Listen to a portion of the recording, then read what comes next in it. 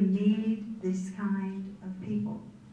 So impressive. And I love that picture. I found that online. I mean, that guy says he can't take time to look at the camera. Do you feel like that some days? Maybe a little bit? Yeah, it's amazing. Now, this is really interesting. This is the dairy that I lived on when I was in college. And here's what I did. I'm a tightwad and I was broke. Okay, graduate students.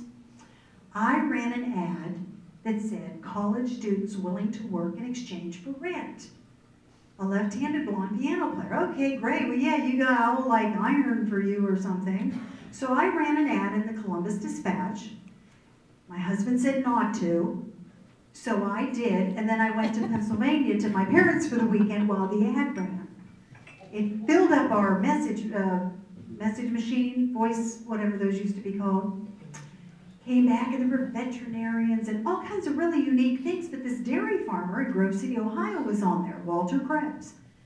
And so we went out and we looked, and I was telling them, there was this 4-bedroom house, you could square dance in the kitchen. Man, I wanted to live in that house. We had been in like a 1-bedroom studio apartment. I wanted that house. I didn't hear like the dairy part. Yeah. And so this is what happened for 2 years to me. But I went online and I found it, and I have some unique things to show you about this place. But we move in, of course, my ex-husband now said, do you have any clue what we're doing? I'm like, no, but look at that house.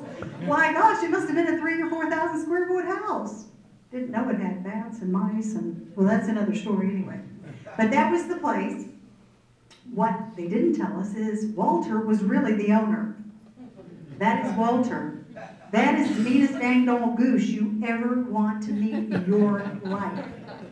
We had a dog, and that goose had dog fur in its beak all the time.